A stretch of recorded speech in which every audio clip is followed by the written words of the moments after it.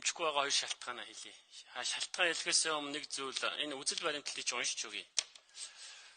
Танхимын санхүүжилтийн асуудал хүндрэлтэй орлого зарлага нөхөж чаддаггүй учраас гишүүнжлийн татварлын орлогоо нэмэгдүүлэх, танхимаас үзүүлэх үйлчилгээний өрсөө өөрөө тогтоодог болох гэсэн байна.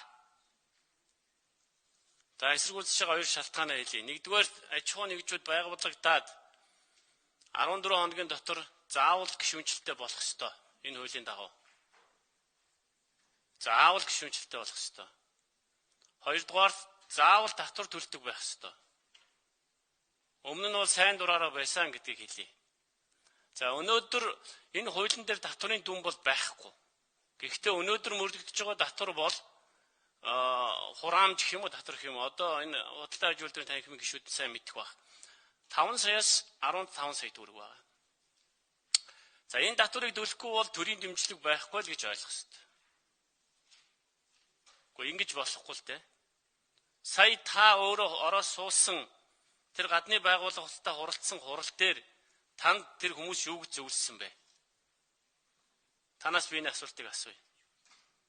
Ямар зөвлөмж одоо өгсөн? Энэ болж ийн гэсэн үү болохгүй нь гэсэн үү? Та бүхэн бүгдөө ороод хуралдах шиг болсон л доо бид хүлээж исэн. Тэр Америк нэгдсэн улсын элчин сайдын яам, Европын байгууллагууд, за мөн Америк худалдааны танхим ямар зөвлөмж өгсөн? Нэгдүгээр асуулт байна. Хоёрдугаар асуулт, за асуулт чийжтэй би нөгөө нэгдүгээр үндслээ ахиад автъя. Өнөөдөр нэг 70 мянган аж ахуй нэгж тайлангаа өгч байгаа бох. Үлдсэн эд нь бол тайлангаа өгөхгүй гоох. За тайлангаа өгж байгаагийн тооцоход жилийн бараг 5-600 тэрбумын мөнгө яригдах байх шүү. Тийм том дүн яригдэн шүү.